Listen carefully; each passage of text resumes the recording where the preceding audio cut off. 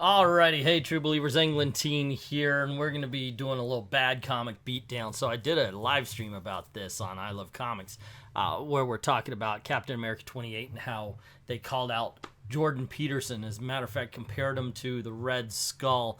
And I read a little bit more of it, and I'm like, yeah, this deserves its own bad comic beatdown. So let's go page to page and check this thing out. I think it'll be entertaining. So without further ado, let's get this party started. You know, one of the saddest things about Captain America, same with older Spider-Man, is they've got these gorgeous Alex Ross covers on them, man. Seriously. I don't know, that's Alex Ross, right? Yeah. Anyway, point being, it's a great cover. It's a really beautiful cover, and it does not say anything about the trash that's on the inside. And I mean right off the bat, take a look at the girl in blue. There's no form to her at all. Not in the torso. It looks like only half the face was drawn. This is a completely horrible page. Now, the sister, the one in the blue, is telling the redheaded girl there, I'm trying to make you tough and get you ready for the world. Of course, the redheaded, she's having none of it. And all along, they're going to, I guess, a skinhead rally? What's the dealio here, I guess? And she starts beating them up and everything. It's the Skeleton Crew, they're called. And all the while they're saying, but, you know, I'm prepared. I'm trained, you know? And we see the redheaded girl beat up a whole bunch of guys that are way bigger than her. Like, no one gets a shot in. No, at least she's using a weapon. Okay, but if she was shooting, that would be different. However, we actually find out there's more. There's a method to her madness. And she actually says, now, listen up. I was sent to yank you wimps out of mommy's basement and make something out of your weak, pathetic lives. I run the Skeleton Crew. You move when I tell you to. If that's a problem, say so right now, because by God, I promise you. And she shoots the guy who tried to beat her up. My dance card is never full. Bum, bum, bum. Is that a tough guy line? My dance card's full. I'm sorry, I said it wrong. See, I'm not a tough guy. But I can't imagine running into battle going, my dance card's full or never full. Woohoo, woohoo, woohoo. I guess the jazz hands doesn't help, you know. My dance card's never full. I'm going to kick your butt. I don't know. I'm not a Marvel writer, so maybe I just don't know these things. But thanks to Marvel loves putting the credits at the end of a scene like we're reading a movie. And, of course, we do find out that Ta-Nehisi Coates is responsible for this. Leonard Kirk, you're not doing too much better, to tell you the truth, dude. At least draw something when you draw a person, okay? Lenox Hall. Let's try that again. Lenox Hill Hospital. Bum, bum, bum. Okay, so we see Captain America's talking to Jim Gordon. I'm sorry, it's not Jim Gordon, it's Detective Brennan. And he's saying, thanks for coming, Cap, but I'm not sure what you can do here. I can do a lot, Detective Brennan, especially with the people behind this still on the street. And as long as good cops like you are working, I'll be working too. Well, at least Ta-Nehisi Coates isn't going, why do you still have a job? I thought we defunded your ass. Anyway, we go to the Burn Center, and Commissioner Gordon says, thanks, Cap. Honestly, I just don't get it. What the hell is this country coming to? These misfits meet up in the park and go Al-Qaeda. Why? And Captain America is like, we grow terrorists here, too. And yeah, I mean, you've got Antifa. Let's see. And did you hear they've got more rallies like this planned all over the country? Oh, man. And Antifa's out every day. They haven't stopped being out, as a matter of fact, since last summer. Your men say you've been working 24 hours straight. Maybe you should get some sleep, Detective. You could call me Dave and buy me a drink after. And not while my men are working. Besides, my brother Jamie is in there. I'm sorry, says Captain. So not Commissioner Gordon goes on to describe his brother as being a bit of an outsider in the family, a screw-up, and Captain America says, I get it. I get it, you're a cop, and I understand that the police are a fraternity. I was a soldier. But even before that, I was a guy who couldn't even bribe my way in the army, and I was the man who wasn't. You know, when you talk about Captain America and you name your favorite attributes, you might think of his heroism, his ability to self-sacrifice, maybe his individuality, his sense of right and wrong, the love of the Constitution of the United States of America. And some would say to be able to throw a pity party while a man whose brother is literally burning in front of him, some people would say that's his best attribute. I would say no. As a matter of fact, if I were to write Captain America, I would not say has a pity party in front of a guy whose brother has been burned to a crisp. But now, ladies and gentlemen, the page that set all of this off, what everybody was looking at, wait a second, what? Jordan Peterson, seriously? Anyway, I give you Jordan Peterson as the Red Skull, or is it Red Skull as Jordan Peterson? Anyway, this is freaking ridiculous. Captain America says, so let me guess, your brother, he disappears into the internet, and when he comes back out, he can't stop talking about his new theory of the world, and that theory comes from one man, the Red Skull. And it's got 10 rules for life, and I can't help but think Jordan Peterson came up with 12, dude. He's way more creative than Ta-Nehisi Coates. Chaos and Order, Carl Luger's Genius, The Feminist Trap. And not Commissioner Gordon looks at Cap and says, yeah, he did. It's the same for all of them. Young men, weak, looking for purpose. I found the flag, you found the badge. They found the skull. He tells them what they've always longed to hear, that they are secretly great, that the whole world is against them, that if they're truly men, they'll fight back. And bingo, that's their purpose. That's what they live for. And that's what they'll die for. And of course, it comes off as completely like Ta-Nehisi Coates has never really heard Jordan Peterson speak, or any of his speeches, or he has no idea what he's talking about. Never read the book, I'll guarantee you. But it sounds like he heard what someone else said that Jordan Peterson said, and that's where he comes up with it. Ta-Nehisi Coates, let me tell you something. It takes a genius to write smart stupidity. I point to Beavis and Butthead Do America, the movie there, where you're writing two stupid characters, but it's a smart script. Ta-Nehisi Coates is just stupid. And one of the reasons why, look, he may have gone to college, but I've said this before, I'll say it again. That does not hold the same weight as it used to. Sorry, it doesn't. A long time ago, it was, oh, he's been to college, he's educated. Now it's, oh, he's been to college, he's been indoctrinated. It's a whole different story now. And it looks like Ta-Nehisi Coates has drank every little bit of Kool-Aid. Seriously. Not a smart bone in that man's body, you would think. Well, I don't know. Maybe one. Maybe one. He doesn't show it, though. So the not Commissioner Gordon goes on to say, Cap, it's horrible. The docs say these people, their cells are being pulled apart. They don't even know what that bomb was. All they know is they're dying slowly and in agony. Damn it, I should have been there. And Cap says, really? Really? You're trying to top Cap's Man Who Wasn't storyline with your brother being pulled apart? Come on. Come on. Stop stealing the thunder. It's about Captain America now. He's the captain now. But the guy continues to mope. Cap says it wasn't his fault and to shut up about it. What he needs are all the case files that he has on the skull. And the guy's like, yeah, anything you need, dude. You're still one of us, even though you were literally a Nazi not but last year. So heads up. And Cap leaves. So we get back with the redhead, his sister, and now the father. And she's like, okay, I taught them the lesson, Daddy. And he's like, well, did they learn it? And she's like, of course not. They're a bunch of loser Americans. And he's saying, yes, all these men languish amid American decadence and mongrel hordes. No more they shall find their purpose as we all do in sacrifice. And he gives a little speech. But then it goes on to, of course, the other speech that everybody is paying attention to. To his countrymen, Captain America speaks of dreams he does not understand. It's not the dream that moves men to the boldest of actions, but the nightmares.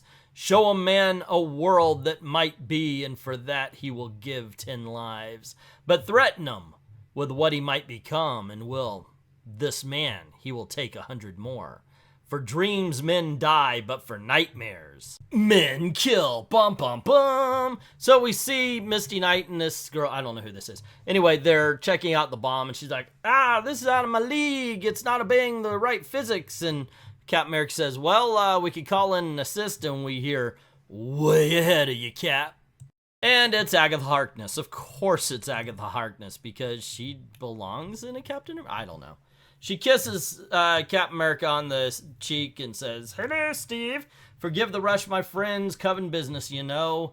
And she says, "Oh, I recognize this. I created it." And Captain America's like, "What?" And she's like, "Well, not this particular version. Mine was an enchantment of a kind of a morale boost when the wills of men flagged it aloud to the Daughters of Liberty to be a beacon of hope." So Agatha Harkness does her little magic, and we discover that the Red Skull is trying to harness negative emotions in order to power up the Cosmic Cube, because has that ever been a thing? Well, I guess it is, and they say, "Hey, there's going to be some more of these rallies, but we need a lead, we need an in," and they figure out, okay, well, through these contacts that Sharon still has, they found out that Cynthia Smith is wanted for murder and larceny. She's the one that's leading this thing or something like that. So we cut to a riot of sorts, I guess. You know what's funny is, I know they've got two communities fighting here. You see but they don't really tell you what they're fighting about. But there's a woman on a ledge with a freaking rifle, and that ledge isn't all that high from the art, so they could see her. And so could Captain America, because he's about to drop in on her. And then they start fighting, and she says, "Oh, you're here just like she said you would be. Mommy don't lie, I guess." And Captain America's like, "I don't know what you're talking about," and then throws her into a wall. Okay, so there's something I'm going to talk about, and yes, this is a different day, that's why I'm... Okay, anyway. This happens with Batman a lot also. So this woman, I guess Schmidt, maybe is she the Red Skull's daughter? I don't read Marvel enough, and I dropped Captain America a long time ago. Ta-Nehisi Coates just doesn't do it for me. So anywho, I see this a lot where, like in DC, they'll have somebody come along and they end up beating up Batman to show how tough they are. And I'm thinking, you know, all that really does show is that, one, Batman's not as good as y'all try to make him out to be, and it weakens the stronger character rather than makes the other one look better. And I could see that kind of thing going on right here. Yeah, in the next scene, like I said, he throws her into a wall. He does. But then she does something that, frankly, Captain America would be too fast for. Let's continue. I mean, I'll grant you this. Captain America does turn his back on her after she hits the wall, and he's talking to Sharon, and apparently Sharon's a ghost. I did not know that. Okay. And she's like, "Visors are attuned to Agatha's components, but I got nothing." He says, "Okay, we're all wrapped up here," and the chick throws a knife at him, cutting him in the leg, and then he's starting, "Oh, come on, and he's like, "Oh gosh, I'm woozy," and we find out he's poisoned. She basically bitch slaps Captain America. And what was this their plan all along? Because the sister is still talking to Schmidt here. Something essential, something all at once hidden from you and yet precious to you, because yes, you are a killer, but there are all kinds of ways to kill a man, Cynthia.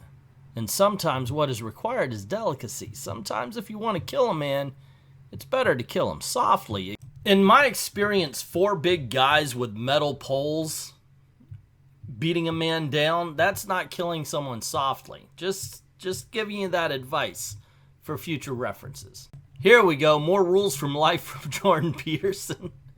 More rules. Here we go, more rules for life from Jordan Peterson. What has happened to the men of the world is truly one of great tragedies of our time. Once the American man was a conqueror. Now he is a caretaker. And a caretaker of what? He stands for some amorphous dream, a dream of nothing. But what I offer you is more than just some petty dream, more than a life of tending the hearth. No more shall women be summoned to fight your battles. I offer steel for your spine and iron for your gut. I offer you the sword of manhood. Dude, I'm married. Thank you very much for the offer, but just don't swing that way. Keep your sword in your sheath. That's all I'm saying. Okay, who has this been? This is Ta-Nehisi Coates writing, by the way. This isn't Red Hulk. This isn't the Red Skull speaking as much as it is Ta-Nehisi Coates writing. So in what Mark of Life has women been called on to fight men's battles. Yeah, I mean, they've been led into the army and everything, but that's not fighting men's battles. Like, what? It's not so much, and this is where I think everybody is getting this wrong, and trust me, people on the left don't understand why no one likes the people on the left, except for, by that I mean leftists. Really, no one likes them except for them. This cancel culture, the blue hairs, the kids out of college, the Ta-Nehisi Coates, who believe they're activists, but, you know, they're not all there, is that they get it wrong. They assume, rather than talk, rather than actually engage in conversation to find out what people mean by things, they assume what's meant, and they get it wildly wrong. It's not the elevation of women in society that's the bad thing. There's nothing bad about that at all. Like I said, I've got 2 daughters. I hope they go as far as they want, and I hope they want to go far. What's the problem is that society has been actively knocking guys down. I mean, to the point where if they want to go and have a rally to talk about the suicide rate among men, it's met with protest and anger and calls of misogyny. And that's where the problem is. And I don't even, and I said this before, I don't think that Ta-Nehisi Coates has ever bothered to read the 12 Rules of Life. I can't say anything, neither have I. I just, I don't know. Maybe, I don't know, maybe at 50, I feel I don't need to. It's just I've never been compelled to, in all honesty. Anyway, let's get back to the very last page of this story. And so the last page has Captain America getting patched up by Sharon, and she's talking to him about how when he loses, he lets it cloud his judgment, and he's like, I was trying to save lives. And she says, exactly. And for Lucans, this has always been more than lives. Look at what we've seen, from nukes at the Capitol to men's of Adamsville. I keep telling you, they simply aren't dealing death and destruction. The point isn't murder. Murder is just a tool. They aren't trying to kill a man. They're trying to kill an ideal. And then we do see Jordan Peterson in the last panel. The problem with this particular scene is, you know, by Ta-Nehisi Coates' writing that he actually doesn't understand American ideals. He doesn't know what American ideals are. As a matter of fact, I think he believes American ideals, if you ever read his other stuff, racism, violence towards one another. But it's something. If you start thinking that way, that's the way you're going to see things, in all honesty. It's the Pollyanna effect. You know, you look for the bad, you find the bad. You look for the good, you find the good. There's good and bad in America. The American ideal is individualism and equal opportunity, not equal outcome, which they're trying to say is, we want things equitable. No, you don't. Let me tell you something. We don't. If you don't understand those ideals, how can you say what side you're on either of them? And once again, instead of really finding out what they are, he would rather just assign a motive and then argue that point, which is weak. It's very weak. As far as the Jordan Peterson is concerned, at this point in time, he's owned it. He's been putting it, like he drew he's got a hydra as a lobster, hail lobster. He's turned into the skid. I think one of the things is that he's recognized the ridiculousness of the statement, ridiculousness of them putting him as a comic book villain, and knowing that in no way, shape, or form has Ta-Nehisi Coates ever read his book. So he has no idea what he's talking about. But then again, as a comic book reader, we're already used to that. But that's just my opinion. What is yours? Let me know in the comments below. Don't forget to click like, share, subscribe, ring the notification bell if you haven't done it already, making sure that notifications are set on all. And if you don't mind helping out the channel, go on over to Ko-Fi or to Patreon. Both have links in the description below. Drop $1 in the till. Helps keep the lights on, helps keep making videos for you. Thank everybody who's already done that, and to everyone, all of the true believers, thank you very, very much for watching.